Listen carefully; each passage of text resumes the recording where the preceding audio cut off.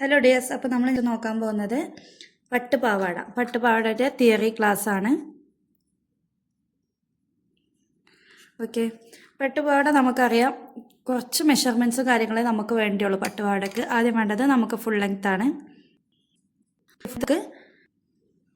ഒരു 15 ഇഞ്ച്, ഒരു 2 വയസ്സ് 3 വയസ്സ് വരെയുള്ള കുട്ടികളുടെ അളവിലാണ് കേട്ടോ പറയുന്നത്. നെക്സ്റ്റ് നമുക്ക് വേസ്റ്റിൻ്റെ അളവ് നോക്കാം.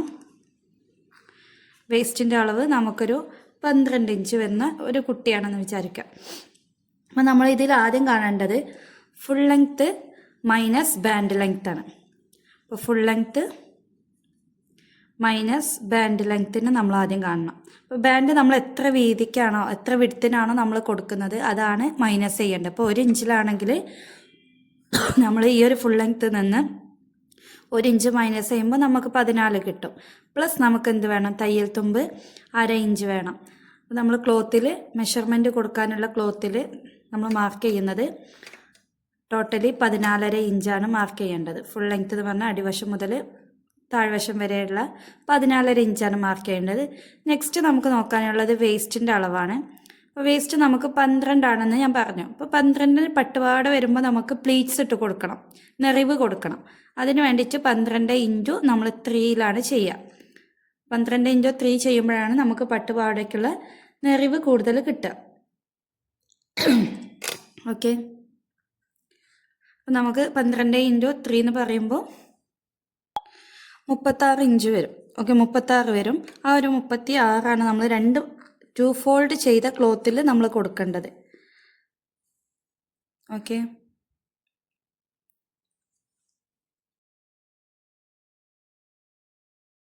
ഇപ്പോൾ ഏത് സൈസുള്ള കുട്ടികൾക്കാണോ വലിയവർക്കായാലും കുഴപ്പമില്ല. നമ്മളുടെ വേസ്റ്റ് ഇപ്പോൾ 20 ആണ് എന്നുണ്ടെങ്കിൽ 20 ഇൻറ്റു 3ലാണ് നമ്മൾ എടുക്കുക.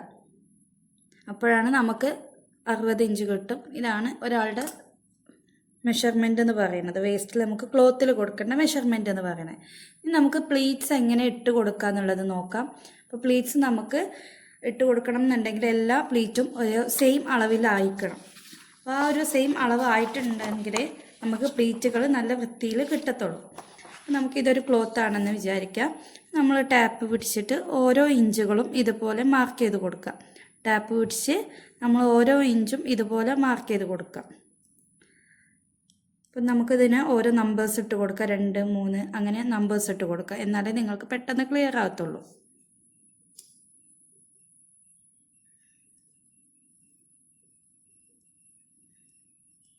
ഓക്കെ, ഇതുപോലെ നമ്പേഴ്സ് ഇട്ട് കൊടുത്തിട്ടുണ്ട്.